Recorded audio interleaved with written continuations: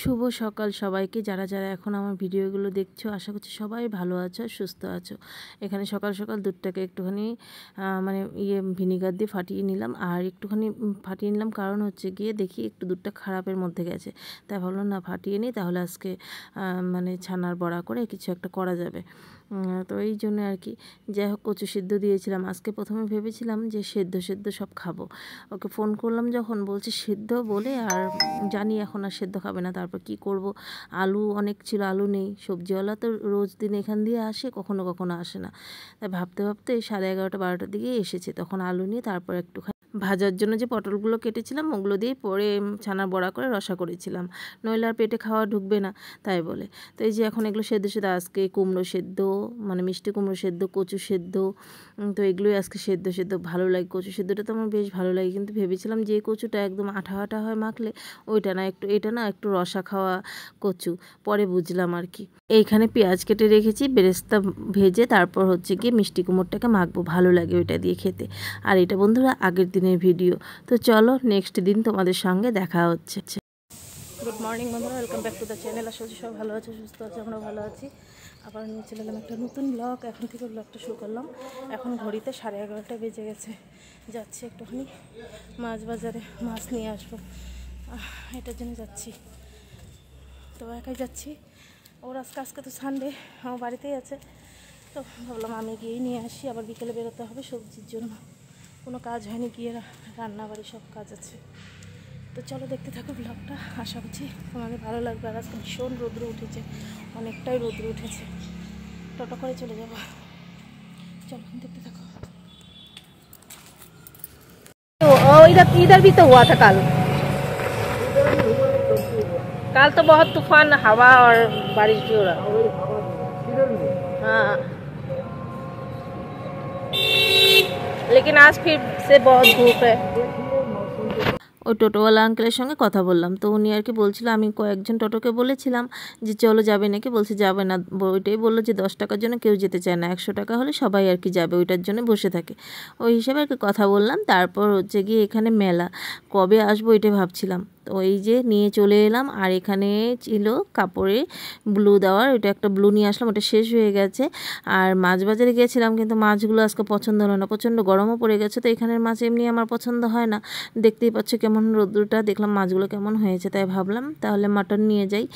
তাই আর কি, আর সানডেও যেহেতু, এই কারণে মাটন নিয়ে আসলাম। আর এসে একটুখানি ঘর দুয়ারগুলো একটুখানি করেই তারপর এই যে ভাত নামিয়ে নিলাম। ভাতটা নামানোর পর এখানে মাটনটাও এখন রেডি করব, পেঁয়াজ টেয়াজ এগুলো কেটে নিয়ে মাটনটাকে মেখে তারপর মানে রান্না করব। আর এখানে হচ্ছে গিয়ে পটল বাটা, এর আগেও পটল বাটা রেসিপিটা বানিয়েছিলাম, কিন্তু রেসিপিটা তোমাদের সঙ্গে শেয়ার করেছিলাম। তোমরা না দেখলে আমার আগের ভিডিওতে গিয়ে দেখতে পারো, এই কিছুদিন আগেই শেয়ার করেছিলাম। এই তো এখানে হবে পটল বাটার রেসিপিটা, ওইটা হবে। আর এখানে মাটনটা বসিয়ে দিয়েছি। তো মাটনটা হতে তো অনেকটাই টাইম লাগবে, কারণ আজকে কুকারে দেবো না, কড়াইয়ে বানাবো। কড়াইয়ে বানালে না অন্যরকমই স্বাদ হয়, তাই ভাবলাম আজকে কড়াই বানাবো। আর বসিয়ে দিয়ে তারপর আমার স্নান যেগুলো আছে ওগুলো করে নেবো, আস্তে আস্তে হতে থাকবে তাই বলে।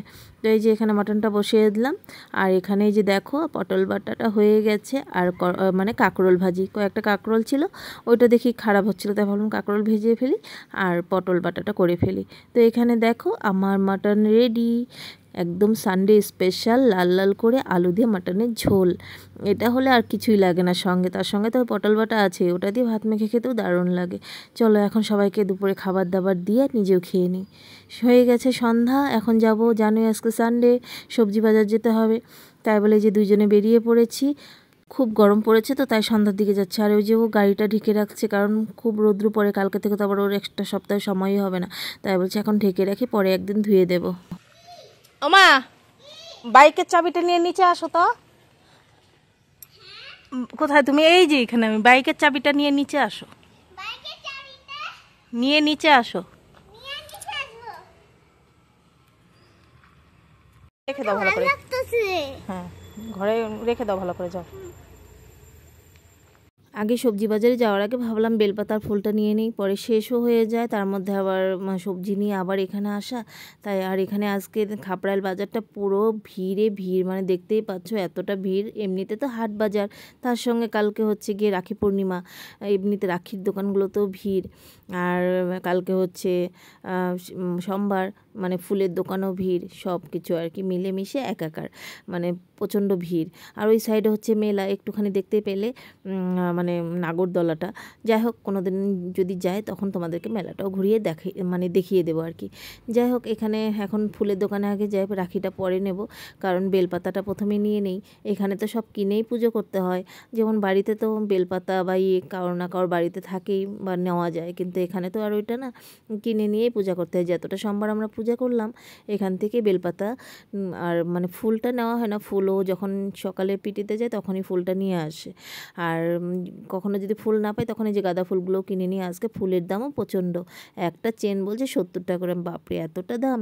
আর এই যে এমনি ফুলগুলো যে আছে দেখতে পাচ্ছ, ওই যে প্যাকেটে প্যাকেটে রেখেছে, ওগুলো অনেকে দেখছি নিচ্ছে, কিন্তু ওগুলো তো বাসি হয়ে যায়। তাই বলে আমি শুধু বেলপাতাটাই নেই। আর ভোলানাথের মাথায় যে ওই যে কী বললে ওইটা আকন্দ ফুল না কি বলে, ভুলে গেলাম, ওই ফুলটার মালাটা নেই একটা। যাই হোক, ওগুলো নিয়ে চলে এলাম সবজি বাজারে। রাখিও নেওয়া হয়ে গেছে, ওই ভিডিওটা হয়তো করা হয়নি, তাই বলে দিতে পারলাম না। রাখিও নিয়ে নিয়েছি, কারণ কালকেই তো রাখি পূর্ণিমা। আর এখানে যে সবজি নিয়ে নেব, মানে সবজির দামও মনে হচ্ছে এতটা আগুন, সবজির দাম অনেকটাই, কারণ বৃষ্টি হচ্ছে তো কতদিন হলো, সবজিটা তো হতে হবে। যে এরকম কতদিন তো শাকটা কিছুই পাওয়া যায়নি, এখন তো শাকগুলো পাওয়া যায়। আর সেদিন নিয়ে গিয়েছিলাম বেগুনগুলো, খুবই ভালো ছিল, ভাজা খেতেও ভালো লাগছিল, তাই ভাবলাম আজকেও নিয়ে নিই। জানি না এখন নিয়ে যাওয়ার পর কী হবে। বাড়িতে এসে সবজিগুলো ফ্রিজে সব ঢুকিয়ে দিলাম, দিয়ে এখানে এই যে এখন রুটি ভেজে নিচ্ছি। মাটনের ঝোল তো আছেই, তো বললো রুটি খাবে, তাই সবার জন্য এই যে দুটো দুটো করে রুটি বানিয়ে নিচ্ছি।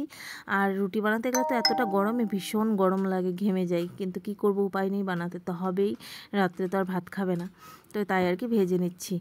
আর আজকের ভিডিওটা জানি না তোমাদের কাছে কেমন লাগবে, যদি ভালো লাগে প্লিজ একটা করে সবাই লাইক করো। ভিডিও দেখো সবাই, কিন্তু লাইক করো না, প্লিজ প্লিজ আজকে একটা করে লাইক করে দিও। আজকের মতো বলছি, একটা করে সবাই প্লিজ লাইক করে দিও। রুটি ভাজা হয়ে গেল কথা বলতে বলতে, এখন সবাইকে দিয়ে দিই।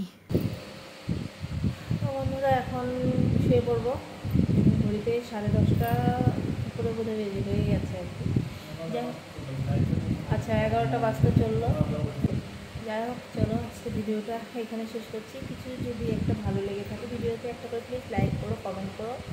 আর যদি চ্যানেলটা সাবস্ক্রাইব করা না থাকে, চ্যানেলটা সাবস্ক্রাইব করো। আমার পাশে থেকে ফেসবুক পেজ থেকে যারা ভিডিওগুলো দেখছো, প্লিজ ফেসবুক পেজটাকেও ফলো করে আমার পাশে থেকো।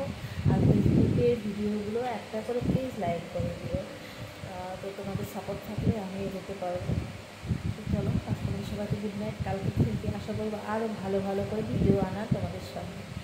চলো, আজকে সবাই গুড নাইট, ভালো থেকো, সুস্থ থেকো। কালকে সবাইকে নতুন ব্লগের সঙ্গে টাটা।